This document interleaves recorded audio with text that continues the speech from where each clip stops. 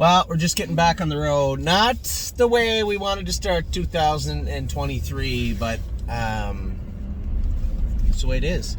Carter Michael Dio, kind of how I remembered him. You know, I remember at the end of the year of his 2-year-old season, I had a snake cord on him. James didn't want the snake cord on him, and he does sulk a little bit with it on. So I was going with the babies all morning. I didn't get a chance to come over here and go last trip with them, and we opted to leave the mini bit and snake cord off of him.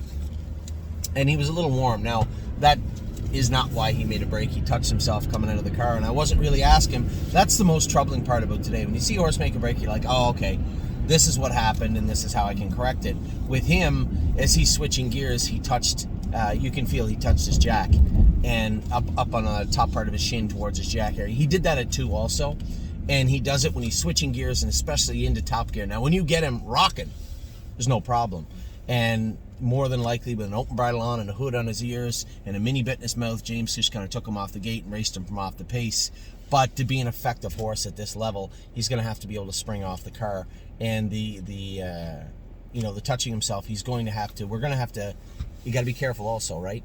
This horse is a big horse, and he's not without his issues. He had injured that left sesamoid last year. We don't want to make any radical changes that are going to put his recovery, rehab, and racing career in any sort of jeopardy. I don't believe it is. Having said that, how do we fix that? That will be a 2-hour thought process on the way back to Northfield Park. The biggest problem is you could not do anything and just drive him the way that James has been driving him, which is, put an open bridle back on him, put a mini bit in his mouth, an ear hood, drag him off the gate, race him up into cover and let him pounce. Yep, you could do that.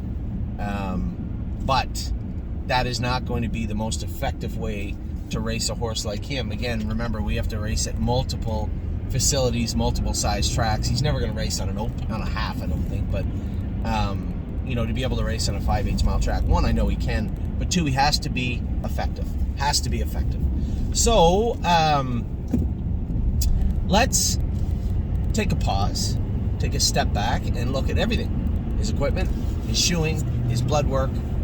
Tim was about to get him scoped when I left. I don't think that's going to be any sort of piece of the puzzle, but you don't want to not scope him and then find out next week, maybe when you think you have him good, that he had a little bit of an ulcer on his palate that you could have been treating all along and didn't. So as we run into problems like this, we're going to diagnose them the same way we always do. We're going to use all the tools we can at our disposal.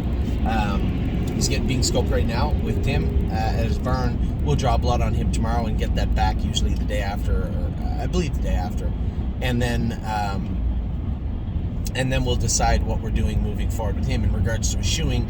I'm going to go step by step, right? And this is a conversation I'll have with Tim, have with Dominic. Obviously, he knows the horse very well. James, loop everybody in and say, okay, what are our options right now for Carter Michael Dio at the Meadows? It's not like I haven't seen gates like this before and issues like this before. So how do we address this one? So that's where we're at right now with Carter. First things first, he was too hot. Now, I have to put some of the blame on myself. Sorry, he didn't have a closed hoop with cups on and a set of earplugs on, but that is what a horse like him should be racing with, right? Yes, he's still a very immature horse. He missed all of his 3-year-old season, and with that, he missed a lot of maturity, a lot of opportunity to race and get experience. But having said that, he has to be controllable. So, this isn't a huge problem, but it's not without its complexity. So we'll go step by step and have him back in to go next week. See if we can't get Carter back on track. So with that, I'm going to let you guys go. I had a longer video that I had referenced a number of topics for today. That should be coming out soon. It's just loading, and this one will obviously load before it. And then obviously I'll run down tonight's qualifiers and races. A lot of videos, a lot of talk, a lot of racing going on tonight. And we're on our way to the second part. I wish it started better, but we're on our way to the second part of today's racing schedule.